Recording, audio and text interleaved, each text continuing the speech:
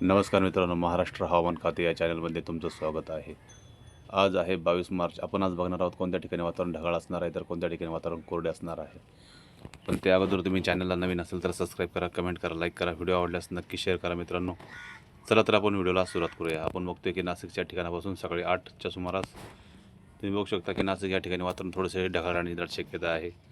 त्याचबरोबर नाशिकच्या उत्तर भागामध्ये म्हणजे मालेगाव, तसेच जळगाव, नंदुरबार, वणी, सापुतारा, सटाणा या ठिकाणी सुद्धा वातावरण थोडेसे सकाळसमोर ढगाळ राहण्याची दाट शक्यता आहे, तर काही ठिकाणी कोरडे राहण्याची दाट शक्यता आहे.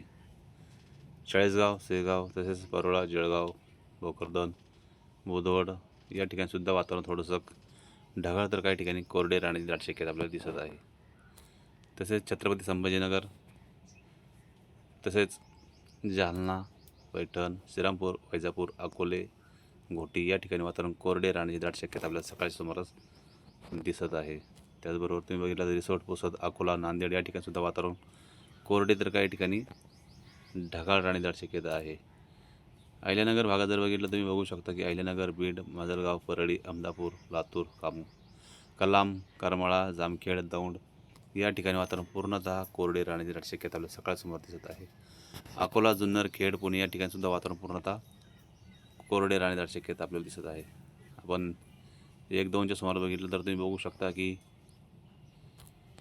नाशिकच्या काही भागामध्ये म्हणजे जुन्नर, पुण्याच्या काही भागामध्ये जुन्नर, खेड, लोणावळा, पुणे, तसेच घोटी, मुरबाड या ठिकाणी वातावरण थोडेसे ढगाळ राहण्याची दाट शक्यता आहे.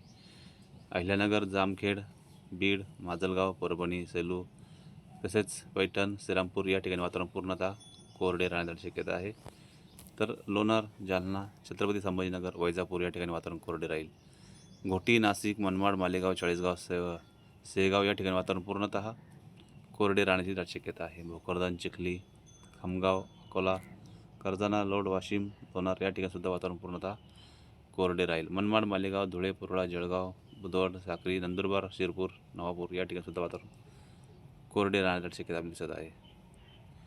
5च्या सुमारास बघितलं तर तुम्ही बघू शकता की छत्रपती संभाजीनगर, तसेच अहिल्यानगर या ठिकाणी वातावरण थोडंसं ढगाळ राहण्याची शक्यता आहे. तर नाशिकच्या काही भागामध्ये सुद्धा वातावरण थोडंसं ढगाळ राहील.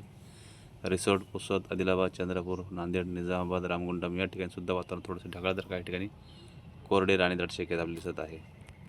अहिल्यानगर, तसेच पुणे, सातारा या ठिकाणी वातावरण ढगाळ राहण्याची दाट शक्यता आहे, तर काही ठिकाणी हलक्या स्वरूपाचा पाऊससुद्धा पडू शकतो.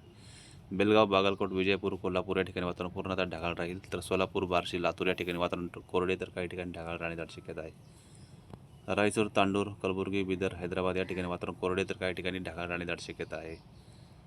कोकण भागात दापोली, रत्नागिरी, पणजी, तसेच बेलगाव या ठिकाणी वातावरण पूर्णतः कोरडे तर काही ठिकाणी ढगाळ राहण्याची दाट शक्यता आपल्याला दिसत आहे.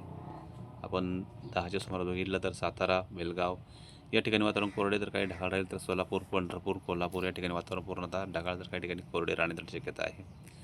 बागलकोट, विजयपूर, सोलापूर, कलबुर्गी, तांडूर या ठिकाणी वातावरण ढगाळ तर काही ठिकाणी कोरडे राहील. तर मसवड, पंढरपूर, इंदापूर, बारामती, बार्शी, धाराशिव या ठिकाणी सुद्धा वातावरण कोरडे तर काही ठिकाणी ढगाळ राहण्याची शक्यता आहे. पण मात्र कोणताही पाऊस त्या ठिकाणी पडणार नाही.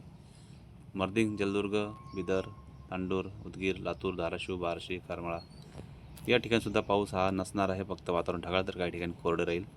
निजामाबाद, दिगलोर, उदगीर, अहमदापूर, तसेच भोकर, नांदेड, परभणी, माजलगाव, परळी, खामगाव, बीड, जामखेड, दौंड, त्याचबरोबर अहिल्यानगर या भागातसुद्धा वातावरण कोरडे राहण्याची दाट शक्यता आपल्याला दिसत आहे. तर मित्रांनो, ही झाली रात्रीच्या उशिरापर्यंतची अपडेट.